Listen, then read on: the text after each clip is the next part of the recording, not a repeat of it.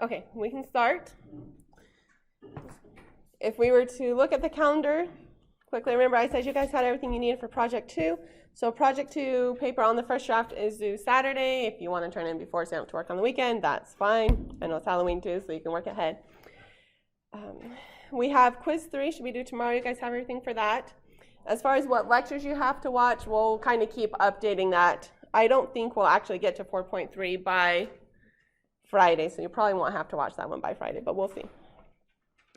And then for the peer reviews, you'll see that I only gave you 1 or like 2 or 3 days before you turn in the peer review, because I figure most of you will probably do it in 1 day anyways. And then, so basically you have this week.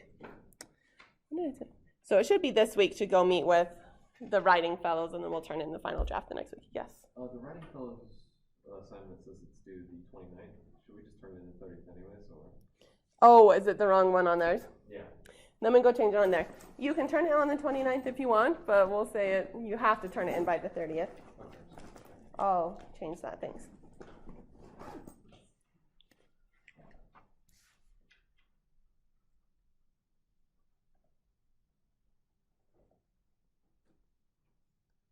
I forget about their course. I don't usually have much to do with them.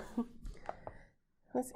So any questions on what's coming up? So I told you that we have time in class that we can go over questions from the project or homework.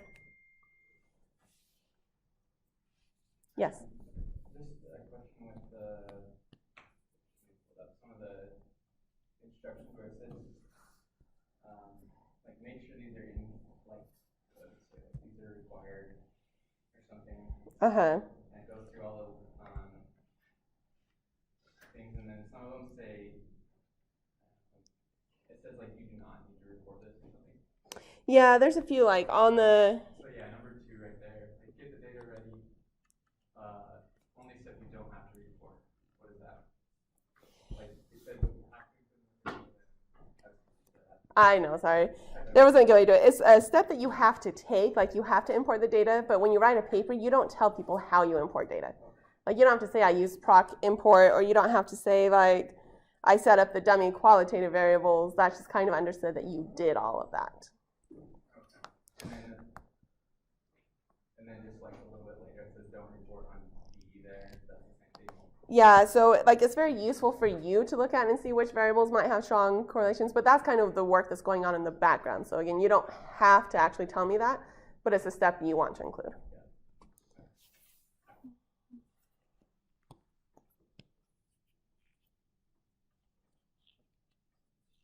What else do you have?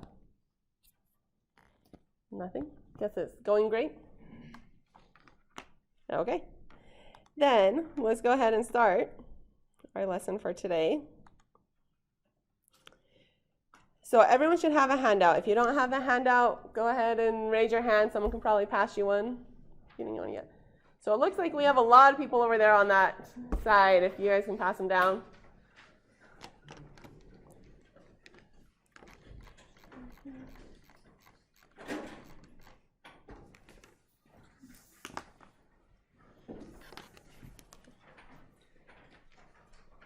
You guys didn't watch a video on this week, did you?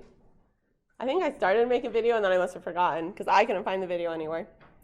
So we'll just do it in class.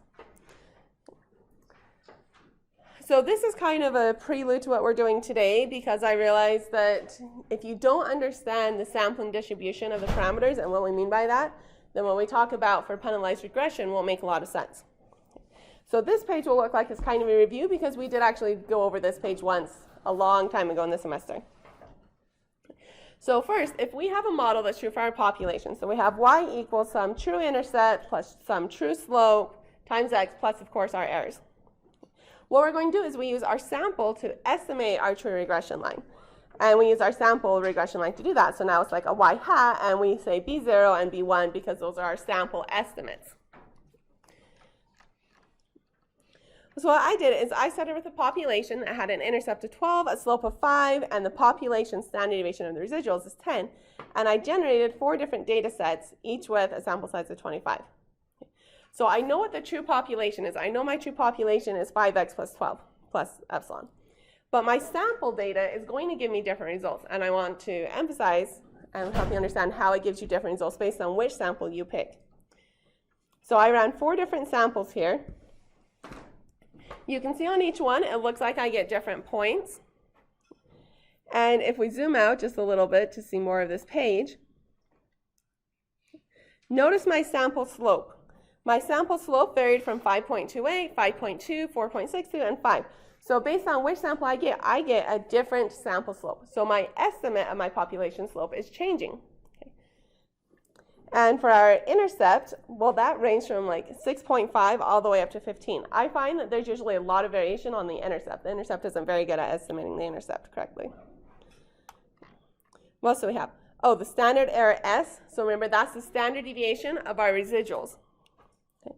And that seemed to vary too. So the standard deviation of the residuals, I said, should be 10 for my population. But my samples have a different standard deviation. And you got different correlations, and you got different R-squareds.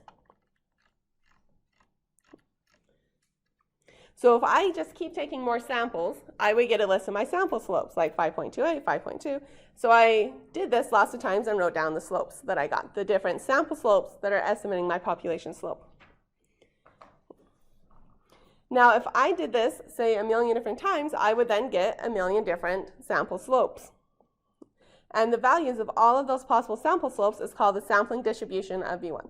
So who feels completely comfortable sampling distributions from other classes? No? A couple of you are like, maybe. Most of you know, so I guess it's good to go over this. So imagine this, I've done this millions of times, I get millions of different estimates for my slope, and if I put all of those together in a data set, now I just have a normal data set. And if I have a normal data set, I can make a histogram of it, and the shape will look like a normal curve. So if we take lots of different samples, my possible slopes will have a normal distribution. And because my population slope was 5, then my sample slopes will be centered at 5. That means their average will be 5. And because this is just a list of numbers, I could calculate the standard deviation of all of my possible slopes. And when we estimate this value from our data, instead of calling it a standard deviation, we call it a standard error. Just because we like a new term because we have to estimate something. So if we were in a more mathematical class, we could actually prove these formulas. You probably don't even need to know these formulas unless you want to get more mathematical later. I just wrote them down so you can see them. But the expected value of all the possible values of your sample slope will be equal to your population slope, which is pretty nice. This is what we mean by saying it is unbiased. So if you try lots of times and the average of all of your estimates is equal to your true value, that's a good thing. That means it's unbiased. The variance is this interesting looking thing. It's sigma squared over the sum of each x value minus x bar. Well, you're like, wait, sigma squared, this is sigma squared. So this sigma squared is the variance of the residuals.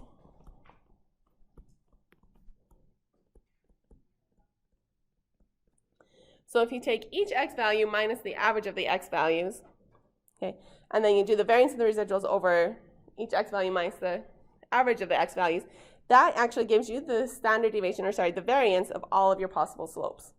Kind of interesting. You don't have to worry too much about it.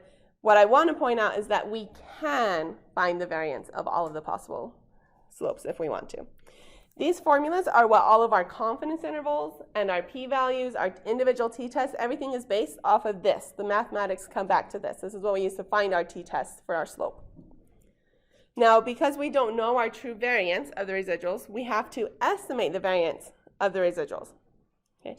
And our estimate of the variance of the residuals is the mean square error. So we just put an MSE and then we call it S instead of sigma because we're estimating. And the standard deviation is just the square root of that, and we call it the standard error. Again, you probably don't care too much about that. What you have to know is if I take different samples, I get different sample slopes. I can tell you that all of those different sample slopes will have a normal distribution. And I know that at least if I'm doing certain things, like ordinary least squares, that they will be unbiased. Okay, my average of all my estimates will be equal to my true value. So let's look at this applet.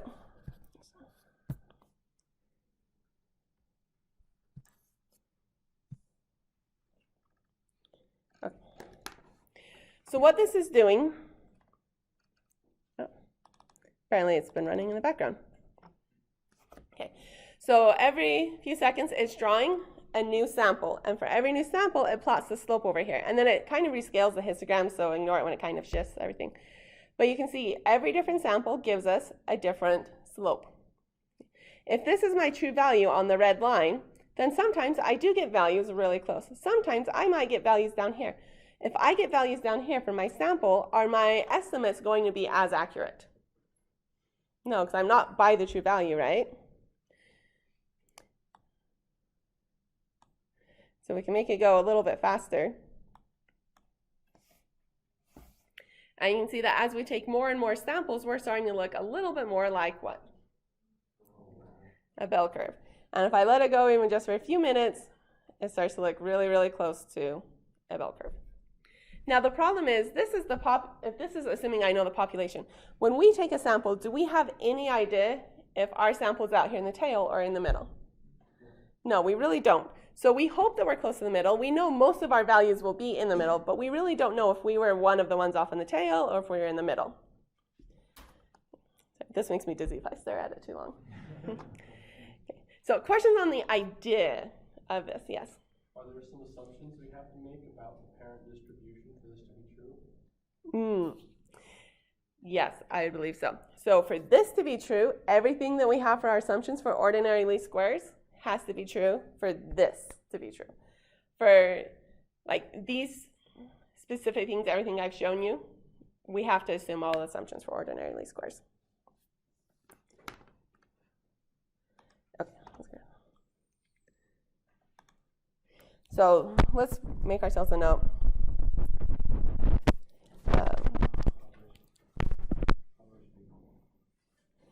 So let's say it's the same assumptions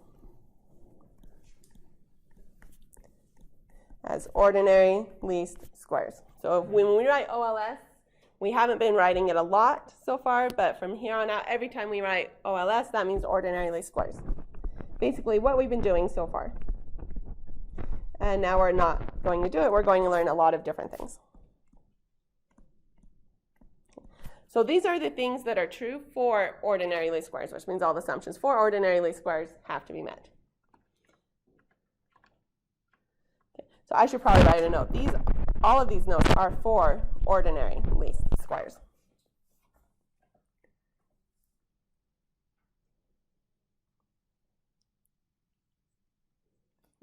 And we know that if we have ordinary least squares, this variance right here, what's special about this variance?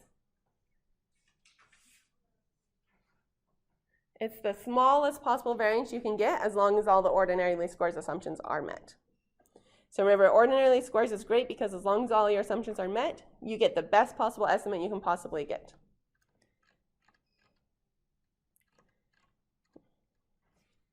So let's draw a couple examples of sampling distributions with different things.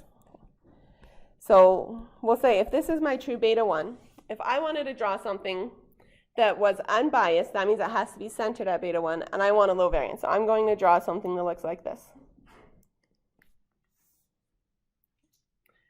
And this is what it usually looks like for ordinary least squares. But there's a problem that comes up if we have multicollinearity.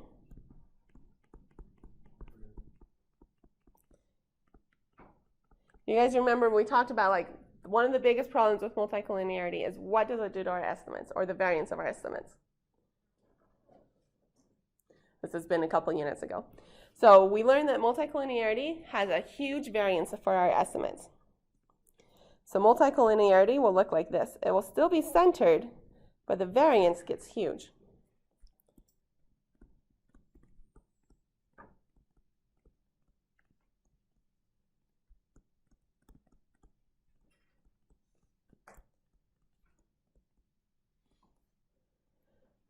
So multicollinearity kind of breaks one of those assumptions for ordinary least squares.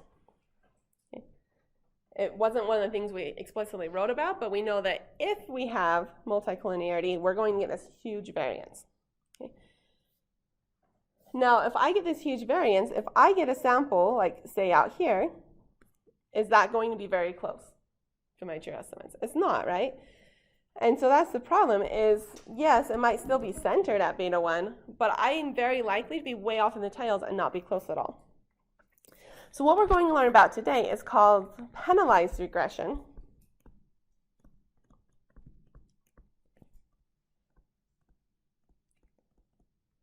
So penalized regression says, okay, we know that the ordinary least squares estimates are the best as far as they have the lowest variance for an unbiased estimator. But we're like, what if we actually introduce bias on purpose? So what if we actually introduce bias just so we can get a low variance? So what they do is they actually shift the curve just a little bit, and it might look something like this. Now it might be a little closer to my estimate or maybe a little bit farther away, but let's draw it like this.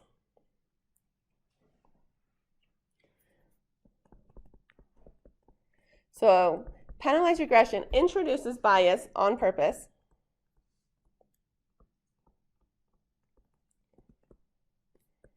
for less variance. Now, in general, we only want to do this if we have multicollinearity, because otherwise we still like our ordinary least squares. It's still going to give us the best estimates we can get. But when you have multicollinearity, then introducing this little bit of bias on purpose to get less variance can be useful. Can you see why it'd be useful? Because if I get any point that's in here, no matter what point is in here, is that going to be better than getting anything here? Right? So even though I probably have a little bit of bias, I'm probably actually closer to my true value if I use this penalized regression. Okay, questions on this? So now let's go learn about penalized regression. Okay, but I wanted you to understand what we're talking about when we say it has a huge variance.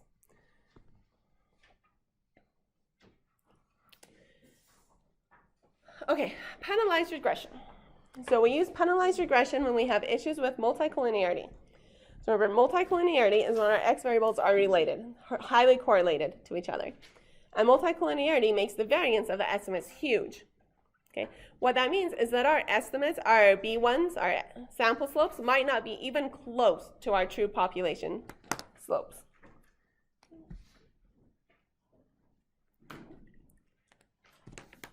Sometimes we'll even get negative estimates for our slope when we know that the slope should be positive, and vice versa. And we also found out that the p-values for our individual t-tests are going to be worthless because of that multicollinearity, because the variance of the possible slopes just becomes huge. So before, the only way we could fix multicollinearity is we had to drop the variables. We could only keep one variable from each group that was related. But what if we really wanted to keep them in our model? Like, what if we're looking at it and our domain knowledge says, okay, I know X, Y, and Z are kind of related, but we really want all three of them in our model. Ordinary least squares just can't do that. Now, we did say multicollinearity doesn't affect our predictions, but it does mean our estimates for our slopes, like if you want to interpret a slope to someone, we know our estimates on our slope will be completely off. So if you actually wanted to keep all three variables in your model, then you can try and use penalized regression instead. Now we know that penalized regression will give us biased estimates on purpose, which is usually a bad thing, but because the variance of the estimates is so much smaller than ordinary least squares when we have multicollinearity, using the penalized regression can give us sample estimates for our betas that are still closer to our true population betas, just like we drew on that little picture. But we are going to lose the ability to do traditional inference. We're not going to do a t-test for our slope. We're not going to worry about like the overall f-test anymore. We're not going to do confidence intervals anymore. All of that stuff that we learned, we won't do once we switch out of ordinary least squares. So for the rest of the semester, if we're not doing ordinary least squares, we're not going to do like individual t-tests. We're not going to do confidence intervals. Okay. Now, it doesn't make me too sad that I can't do a t-test for the slope because we know if we had multicollinearity, we couldn't trust those p-values anyway. So we're not really losing a lot there. So I do apologize. You guys were supposed to watch this before we came to class, and I didn't change the date on the video. So you probably haven't watched his video yet. So this is kind of a brief overview, and then you still have to watch his video for more of the theory behind it. So what is penalized regression? What does it do? Well, for ordinary least squares, again, OLS, train yourself every time you hear OLS, we mean ordinary least squares. What we're trying to do is we are trying to minimize this function. So we're trying to find our sample estimates, then minimize some function. For ordinary least squares, we're trying to minimize the residuals, right? The squared residuals, we just take each y value minus the predicted y value and square it. That's what we've been doing over and over. And this is a nice closed form solution. We can tell you exactly what the answers will be. It's pretty easy. Now, because we call it penalized regression, that's because we add a penalty to each term.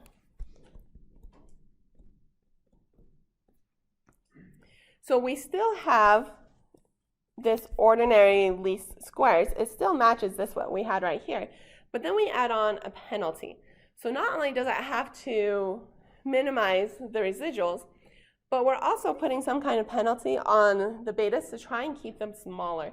As we keep them smaller, it reduces the variance. So we do lambda times the sum of each beta squared. So we're just trying to make our betas a little bit closer to 0. Now, someone said, well, why do we have to square them for the penalty? Why couldn't we, like, maybe take an absolute value instead? So sometime between when I took this class a long time ago and now, someone said, let's take the absolute value, and they called it lasso.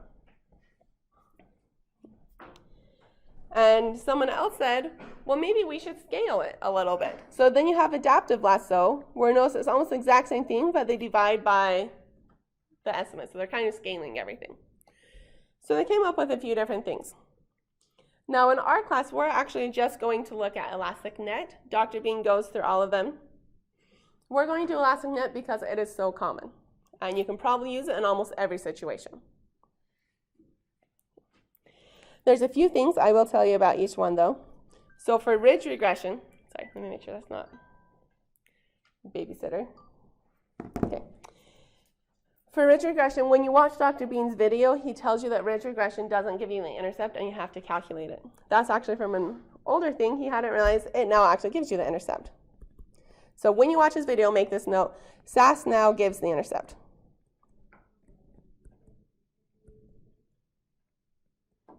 Before, it wouldn't give it and you had to do it by hand. It was kind of a pain. Now, the thing we like about ridge regression is you can keep all of your multicollinear variables.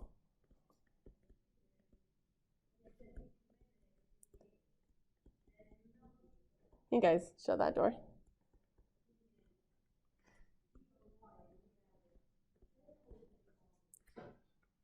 Thank you.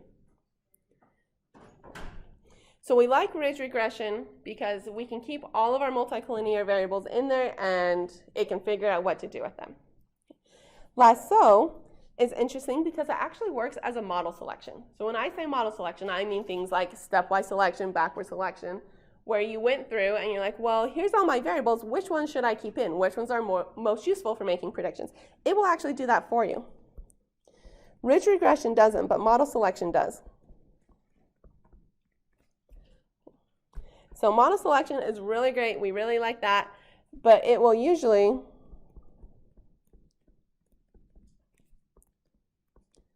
only keeps one variable from each multicollinear group.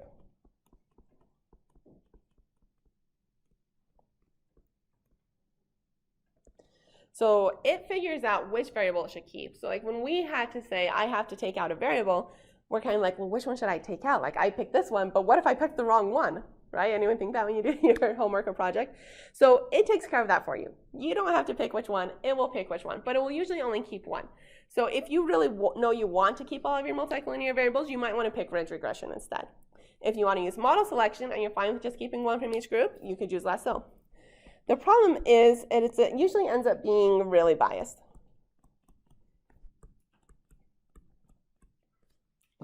And so people are trying to use it, but they're like, oh, it's really biased. Like maybe we shouldn't use it.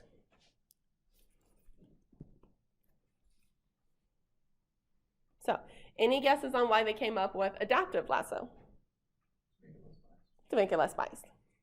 So adaptive lasso does everything that it is that lasso does, but it's just a little less biased. So we like adaptive lasso. I did read if you have really difficult problems, lasso actually gives you slightly better predictions, which is kind of interesting. So adaptive lasso will give you better estimates on your slope, but lasso will actually give you slightly better predictions. So depending on what you want. But then we come to something called elastic net. Elastic net, notice if you look at these formulas carefully and the formulas up above, what do you notice about it? There's two different lambdas, and if you look at the actual functions, yes? It looks like it combines regression and lasso. It looks like it combines the two, you're right. So this one, the squared one, is the ridge regression, and this one is lasso, and this one is, of course, the ordinary squares. So basically, it combines them all. Well, it didn't combine adaptive lasso. Maybe they'll do that one next. So it combines both methods.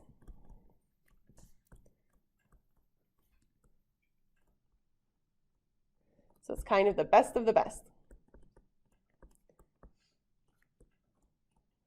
And that's why we're only going to talk about this one in class, because it is the best. It's also the newest, so sometimes people will still try and use these other ones. And there might be very specific situations where one is better for some reason, but overall, if you try and use elastic net on anything, no one's going to argue with you. So in all of these cases, we had some penalty term. And that penalty term is designed to keep our estimates, our slope estimates, closer to 0. So it kind of helps rein them in and keep the variance down so they just don't go crazy. What we have to do is we have to choose which lambda to use. So we need lambda to be kind of bigger to control the variance of the estimates. That's its job, is to make sure those estimates kind of stay where they're supposed to and don't go crazy. But as lambda gets bigger, the bias gets bigger. So it's a trade-off. Okay? And you'll hear people talk about this all the time. It's a bias-variance trade-off. And so what are you going to do? Like, how do you choose which lambda you want to use so your variance doesn't get too big, but you also don't want your bias to be very big? So what we're going to do is we'll pick the smallest lambda that's still doing a job of controlling the variance of the estimates, which will be what we show you in the notes today. Just a note, you have to standardize data before doing penalized regression, just because you don't want all of your different x variables to be on different scales. That would make it kind of confusing. So we standardize everything, but Sas does that for you automatically and then transforms it back so you don't even know what's happening. Questions on this page? Yes? Can you just interpret lambda for me, please? Oh. What is that? Lambda is just a number that we put in front of that function. Okay? If I didn't put a number in front of that function, well, it would probably do about the same thing, because you could do it if lambda was 1. Okay? But it's just a number that I put in front of the function, and what we have to do is pick that number. So, I mean, that number can sometimes range between like 0.05 to like 50. Okay? It's just a number that controls how much penalty we want. So lambda controls how much penalty we use.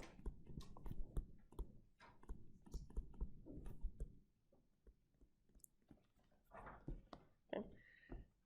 So if we say we want to use a lot of penalty, the variance will come down a lot. If we use only a little bit of penalty, the bias won't be as big. Yes?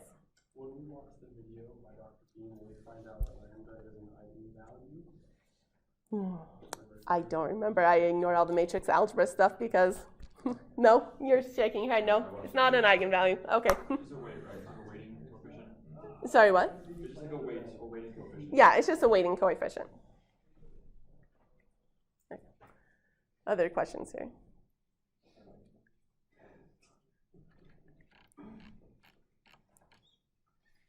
Okay, elastic net then. Okay. So let's talk about the benefits of elastic net. And when you watch Dr. Bean's video, he goes into each of these a little more in detail. He talks about the advantages and disadvantages of each. This was supposed to be kind of more of the summary. Okay. So what are benefits? It combines the best of ridge regression and lasso. One thing that's really interesting is you can actually have more possible predictive variables than observations. So like in ordinary least squares, I don't remember. Let's see, we said in ordinary least squares for model selection,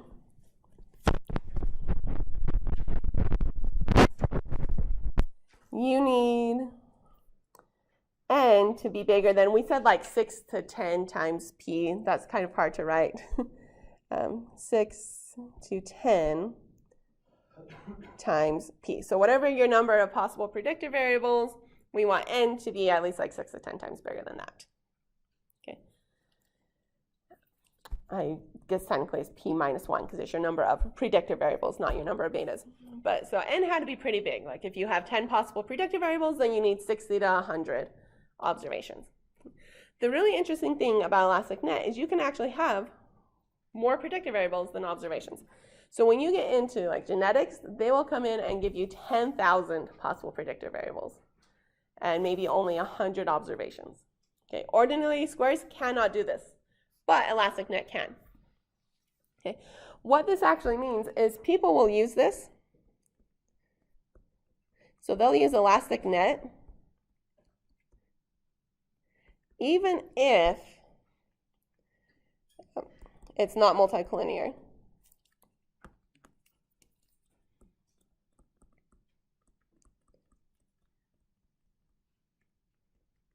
And the reason why they're going to use elastic net even if it's not multicollinear is so that they can have a lot of possible predictor variables. Now, if you don't have tons and tons of predictor variables, still use ordinary least squares. It's still the very best you can have as long as all the assumptions are met.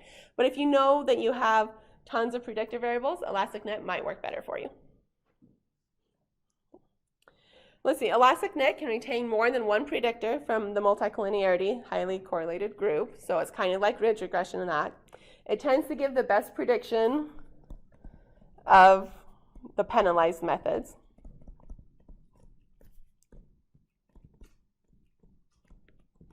Ordinary least squares is still the best if everything works out.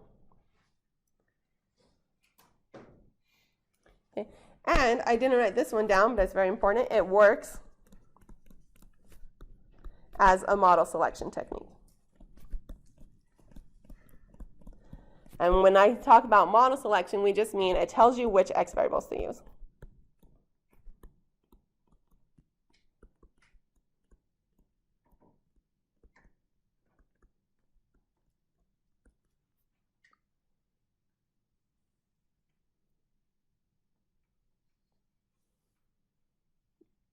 Questions here?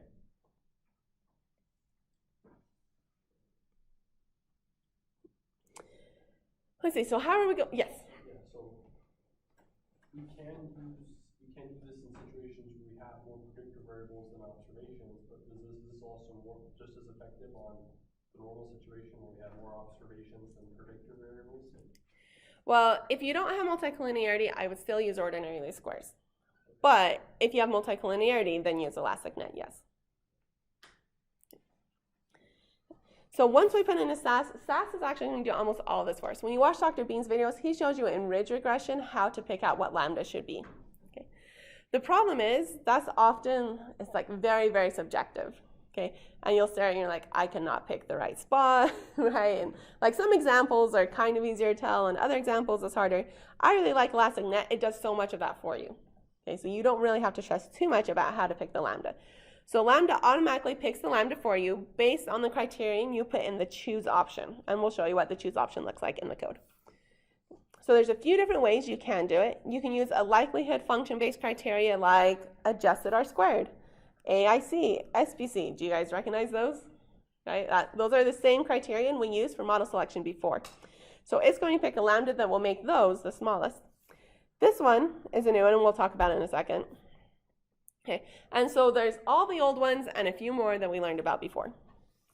Or it can do cross-validation, so you know how we learned about our training / test data sets. So it's similar to that. You'll withhold some of the data, you fit the model, and then you predict on the test data set and try and make the best predictions you can possibly get. Okay.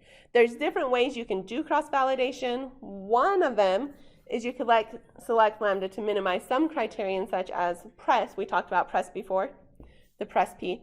where it's each y minus y hat over 1 minus hii. Anyone recognize this hii notation? We saw that in our leverage. You don't really have to know what it is, but it does show up in leverage.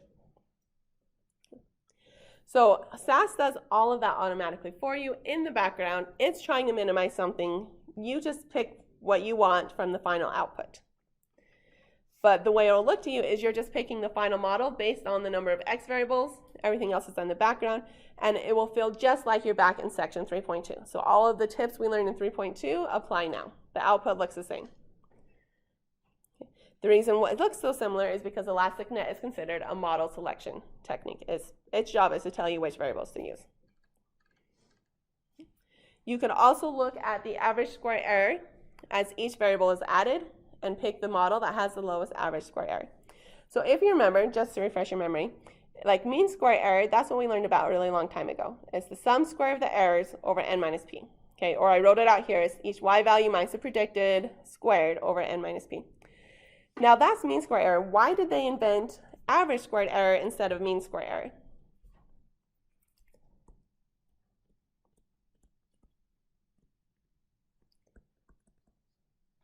The differences in the denominator there.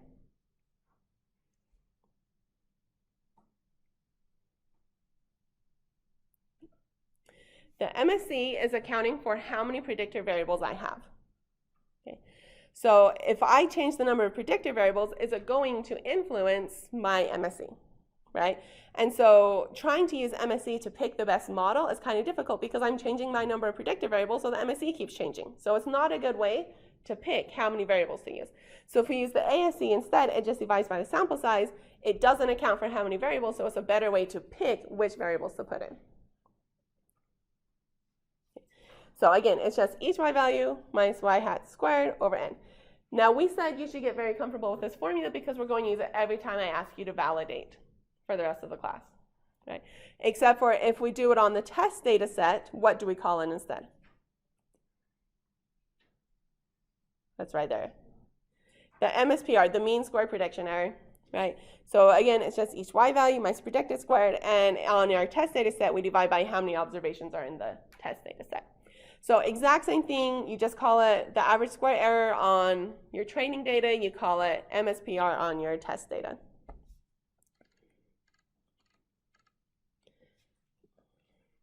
So one thing I want to show you guys is what does the Sas code look like? Sorry, not the Sas code, the Sas documentation, if you will. So up to this point, I looked at the Sas documentation a little bit here or there. Usually I would just look at it when I had a specific question. But I found on some of these other procedures that we're going to do from here on out that there's actually some really useful information on these.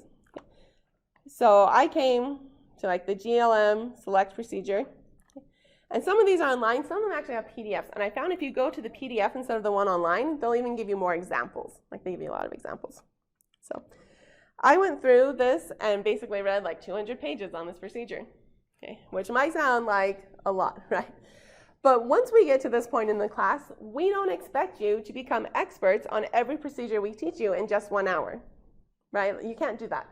So what a class like this is supposed to teach you is we expose you to a lot of different techniques. And then when you have to go and use it in your career, you come back to Sas and you read the 200-page documentation, right?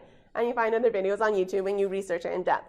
So what we do in class is how can we show you like 20 different procedures so then you know which one to go research when you need it in your career.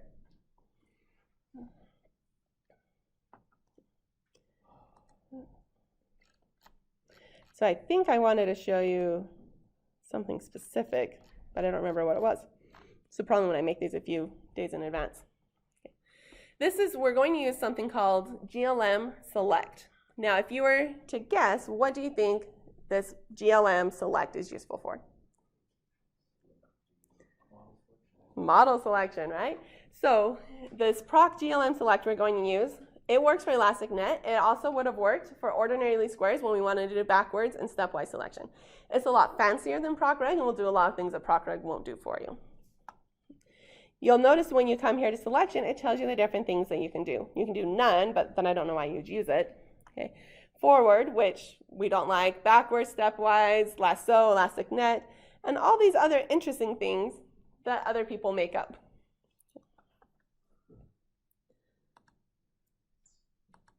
And you can see why we can't show you all of them in one class.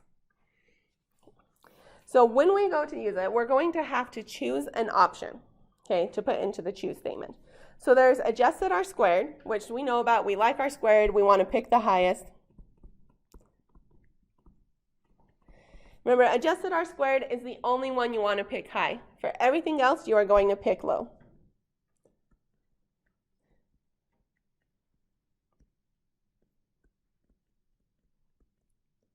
Sorry, hopefully that makes sense. For everything below this, pick the lowest except for adjusted R squared. We have AIC. We already learned about that one. AICC, this one stands for corrected. No, I can't remember how to say it. Akiaki? No, it's not. Akiaki. I studied it before, now I forgot. Okay, so they adjusted it. The reason they adjusted it is for small sample sizes.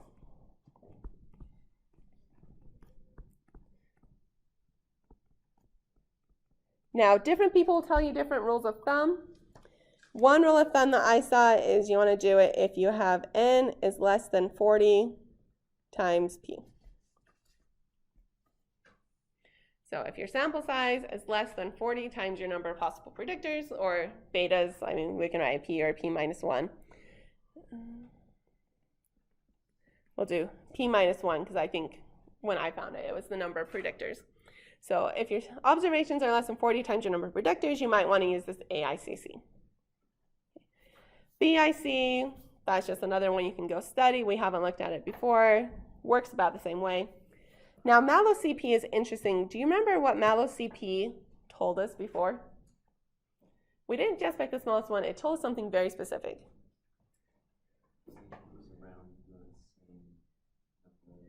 Yeah, we did need to have the CP value close to P, because if it wasn't, what did that mean? Telling us that we were dropping something important. We were dropping something important that we needed, and it could tell because we were getting biased results. Okay, so it told us we were dropping something important because we knew, and it knew that because we were getting biased results. So I would suggest don't use this one because it looks for bias. And for a penalized regression, why exactly would that be bad? We're introducing bias on purpose. And we created bias on purpose. So there's so many other things that you can do. I would just skip that one and don't use it for model selection. CV will do the predicted residual sum of square with k-fold cross-validation.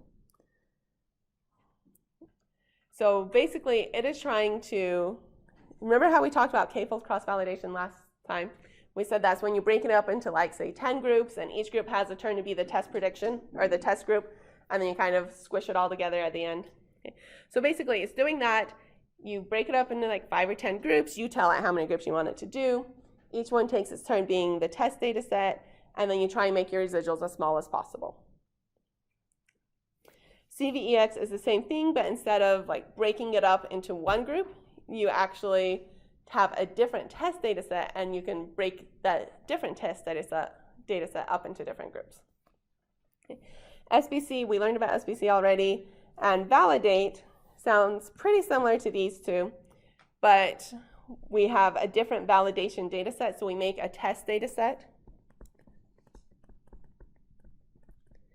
And we want to minimize the average square error on that test data set, or in other words, minimize the mean square prediction error. So average square error on the validation is called mean square prediction error.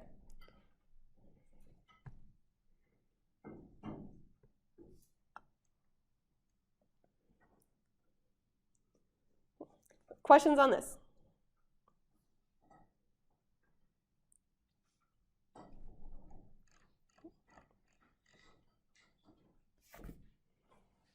So what does it look like? This comes from our blood pressure example. We've looked at it multiple times, right? So we want to use our possible X variables, age, weight, body surface area, duration, pulse, and stress to predict blood pressure. So we had multicollinearity, and at least one of the times we removed BSA and pulse to fix it. But what if we want to leave them in? What if maybe more than one of them would be useful? Or what if I'm worried that I picked the wrong one? We can let ElasticNet tell us which ones we should keep in. So I'm going to import my data just like before. Now the thing with ElasticNet, one of the reasons we're only going over ElasticNet is there's so many different ways you can do it, and I wanted to show you the different code for each. Okay. I don't think there's actually a best way. So for all these I'm going to show you, it doesn't matter which one you pick. You can pick any of them. So proc Glm select, okay, for selecting a model, data equals blood, plots equals all. I just wanted to show me all the plots it can possibly show me. Seed equals 41. So all of these notes are down here. C41 just sets a random seed for my cross-validation that I'm going to do. Remember, we want to set a random seed or I get different results every time I run this. Model, my blood pressure equals age, weight, BSA, duration. So I just put Y equals all my X variables. So here comes everything. We're going to do the slash for here comes my options. Selection equals ElasticNet. Notice this is very similar to when we did procreg and we said selection equals stepwise.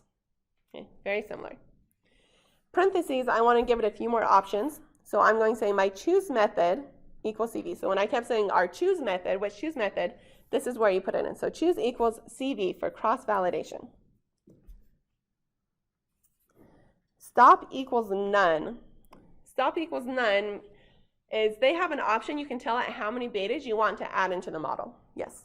For all of the other, if we want to do a different choose, would it just be as simple as like a CP, AI, CC, or is it a little more complicated than that? So it actually ends up being pretty, mostly simple, okay? So if I want to do like AIC, I just type AIC here, okay?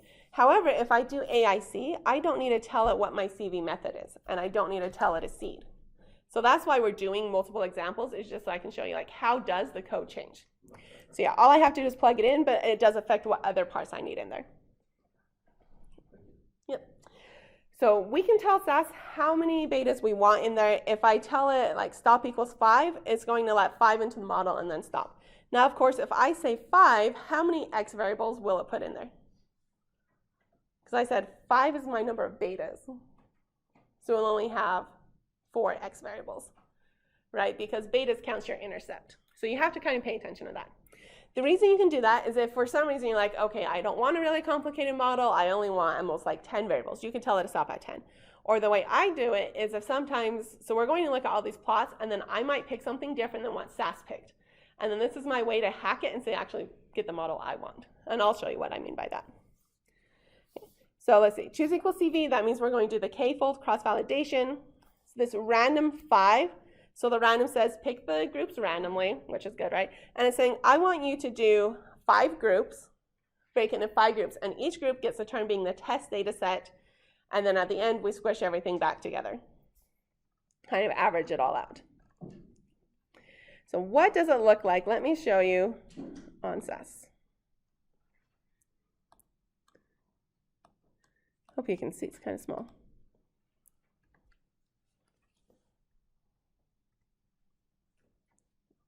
Let's see, so it'll tell you a few things like my blood pressure is my dependent variable. It'll tell you I use ElasticNet. The choose criterion was cross-validation. It was random. There's 5 groups. The random number seed. Can you guys see it? Okay. It tells you I only had 20 observations. And this right here, this is not my actual parameters. It's not my slope estimates. This is telling you the different values of the CV press. And we want to pick the smallest one. So if you were to look at this just based on these numbers, which model do you think would be the best? Which one minimizes it?